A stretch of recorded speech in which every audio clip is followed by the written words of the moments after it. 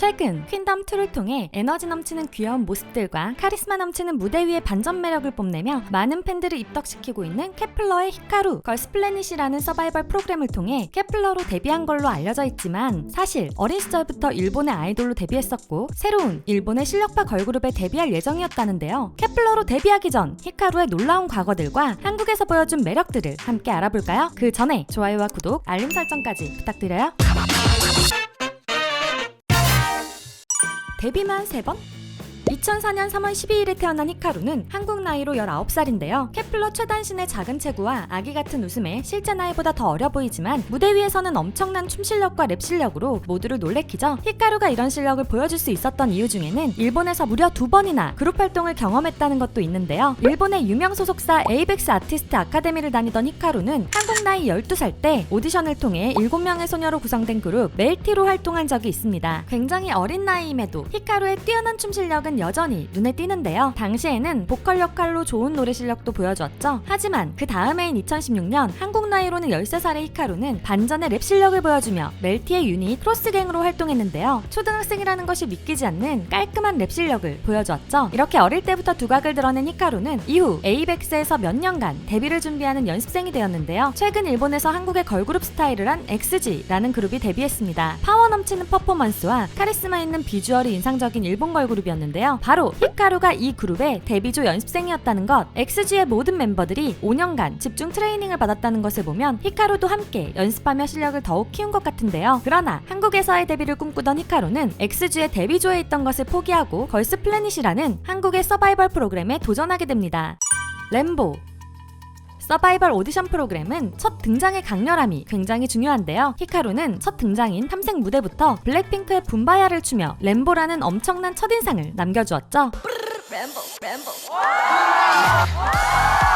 걸스플래닛 제작진들은 히카루를 통해 보여주고 싶은 것이 있었던 것 같습니다. 바로 일본인 연습생들의 실력에 대한 편견인데요. 국내 아이돌 팬들에게는 프로듀스 48의 기억이 크게 남아있어 일본인 아이돌들은 실력이 부족하다라는 편견이 생겨버렸죠. 걸스플래닛 제작진은 뛰어난 실력을 가진 히카루를 통해 이런 편견을 없애버리려는 듯 히카루의 귀여움보다는 실력적인 부분을 집중 조명했습니다. 제2그룹 1위의 실력자의 강력한 탐색전 무대, 그리고 일본인인 것이 믿어지지 않을 정도의 랩 실력을 보여준 걸스플래닛 오디션 영상까지 보고 나면 일본인 연습생들도 엄청 잘하는구나 라고 생각하게 되죠. 히카루는 이후 미션을 진행하면서도 뛰어난 실력과 이목을 집중시키는 표정 연기로 팬들을 감탄시켰는데요. 특히 크리에이션 미션의 뱀 무대에서 DC 제스처는 안무 시안에도 없던 것을 히카루가 창작한 제스처로 팬들은 물론 심사위원들까지 놀라게 만들었었죠. 무대 장인 같은 모습들에 많은 사람들은 히카루의 끼를 칭찬했는데요. 그러나 히카루의 무대 윗기는 100% 노력으로 이루어낸 것이었습니다. 히카루는 다들 노력하는 서바이벌 오디션 참가자들 사이에서도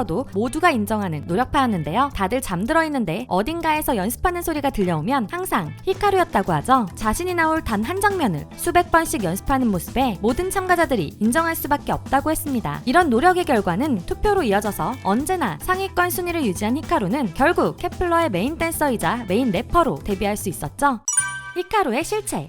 히카루는 걸스플래닛에서 대부분 노력파, 실력파의 모습만 보여주어서 성격은 귀여운 외모와 달리 차분하고 신중하지 않을까 싶었지만 데뷔 후 방송이나 자체 콘텐츠에서 보여준 히카루의 모습은 그렇지 않았죠. 무대 위에서 보여주는 카리스마와는 달리 굉장히 밝고 웃음 장벽도 낮아 히카루 특유의 웃음소리가 언제나 끊이지 않는 멤버입니다. 히카루 덕분에 항상 텐션이 높은 케플러이지만 쉬고 있을 때에도 너무 웃어서 샤우팅에게 히카루 재밌어? 라고 한 소리 듣기도 했죠. 히카루 재밌어? 맞아. 히카루 재밌어?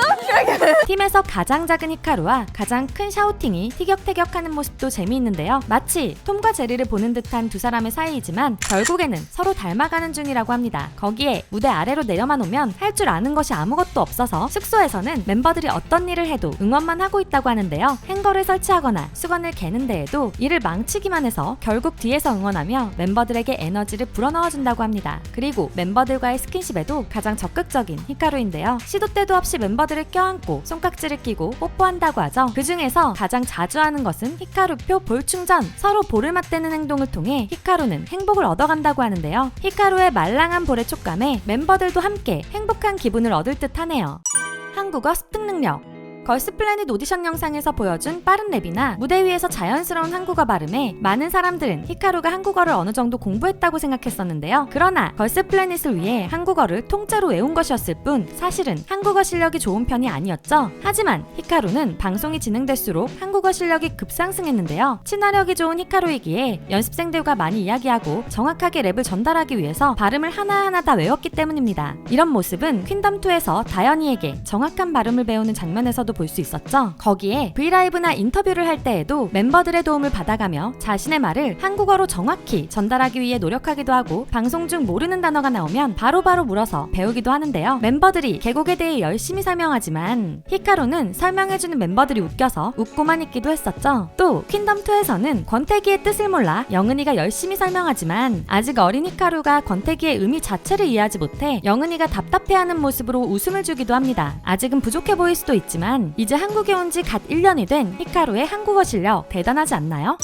히카루의 퀸덤2 케플러로의 데뷔를 위한 서바이벌 걸스 플래닛과는 다르게 K-팝의 여왕이 되기 위한 서바이벌 퀸덤2의 히카루는 실력뿐만 아니라 귀여운 매력까지 모두 보여주고 있는데요. 밝게 웃는 모습이나 엄청난 선배들을 보고 놀란 모습, 낮은 순위에 풀죽어하는 모습 등 너무 귀여운 아가킨의 매력을 뽐내고 있죠. 그러나 여전히 무대 위에 올라가면 많은 사람들이 반전 매력에 놀라는데요. 오프닝 무대나 1차 경연 무대에서 퍼포먼스가 필요할 경우 히카루가 센터에 서서 케플러의 퍼포먼스를 이끌었죠. 작은 체구에서 나오는 파워에 K-팝 팬들뿐만 아니라 선배님들도 히카루의 춤에 감탄하기 바빴습니다. 이런 두 가지 매력을 참가 선배님들에게 어필한 결과 참가팀들끼리 투표한 우리 팀으로 영입하고 싶은 멤버 투표에서 채연이와 함께 공동 1등을 하기도 했었죠. 히카루는 포지션 유닛 경연에서도 펄 무대로 자신의 실력을 뽐냈는데요. 연습할 때 엄지가 안무를 어려워하자 조심스럽게 다가가 먼저 습득한 안무를 알려주기도 했었죠. 이렇게 퀸덤2에서 많은 팬들과 선배들에게 이쁨 받고 있지만 현재 케플러의 퀸덤2 성적은 아쉽게 느껴지는데요. 1, 2, 3차 경연 점수를 모두 합한 결과 6위였죠. 그러나 펜타스틱 퀸덤 경연에서 소녀시대의 더보이즈를 부른 케플러는 비록 순위는 낮았지만 유튜브에서 가장 높은 조회수를 기록하며 좋은 평가를 받았는데요. 파이널 생방송 경연에서 걸크러쉬한 신곡 더걸스의 무대를 보여줄 케플러. 어떤 무대를 보여주었고 어떤 결과를 받게 되었는지는 퀸덤2 본방송이나 두유람 퀸덤2 리뷰를 통해 확인해보세요. 오늘은 케플러의 귀염둥이 히카루에 대해 알아보았는데요. 재미있으셨나요? 그렇다면 좋아요와 구독, 알림 설정까지 부탁드리고요. 두유람이 준비 중인 또 다른 컨텐츠 덕심이 빛나는 밤에 여러분이 아이돌을 덕질하면서 재미있었던 순간, 내 아이돌에게 감동받았던 순간 등 여러가지 사연을 두유람으로 보내주세요. 여러분의 사연을 모아 라디오처럼 소개해드립니다. 사연을 보내는 방법은 아래 상세 설명이나 고정 댓글을 확인해주세요. 지금까지 여러분의 가장 가까운 K-팝 친구 두유람이었습니다. 안녕.